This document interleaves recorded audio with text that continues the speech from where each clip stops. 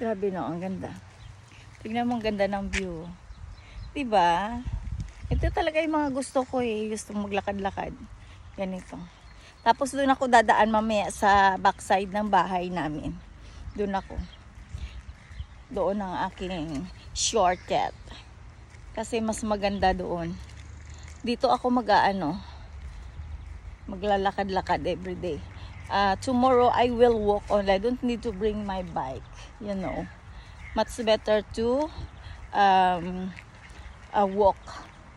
Diba? Short way lang pala. Hindi naman kahabaan. Ano lang, ganyan lang. Mag-iikot ka lang ng pagganon. Yung inikot namin ito yun is almost 1 hours. At kung gusto mo naman ng mahabang iyong lakad, naalala ko yung bata, baby ito. Ay, nako. At tingnan naman daming dako. Hello guys, dapat may pagkain kang ibibigay. Ayun sila. Ayun. Ito. Ayan, di ba? At ako'y maglalakad, guys. Syempre kailangan kong kunin ang aking bike.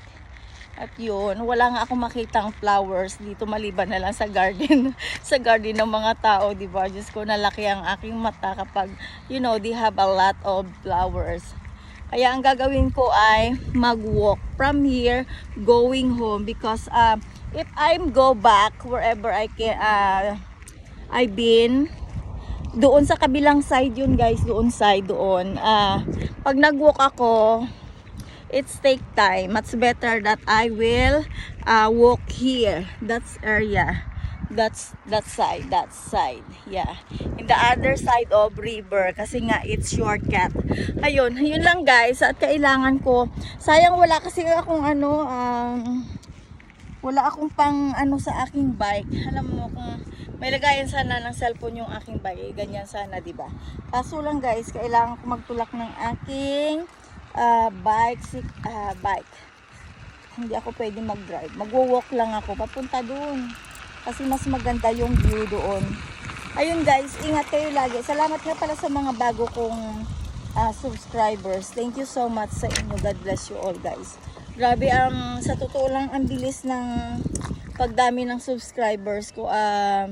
Nagsisi ako dahil natambay ang aking YouTube channels ng how many years. I make that YouTube channels 2019 and then it's private. I don't know that my YouTube channels is private. And then later I discovered how can I make public. Ayun nga, I think nag 1 year na yata ang aking YouTube channels na public. Pero sana dati ko pa ginawa. Siguro ang dami ko ng subscribers ngayon. Pero okay lang yan. Pwede namang ihabol. Kaya I do my best kung paano ko maayos ang aking YouTube channel. So ayun guys, abangan nyo yung aking mga video. At salamat sa pagsusubaybay ng buhay ko. Ayan ang ginagawa ko. If I feel bored, I need to go out, walk for a while, and then go home again.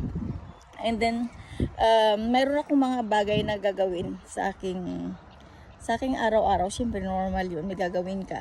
Ayun guys, bye, ingat, bye bye. Salamat sa inyong lahat. Thank you so much.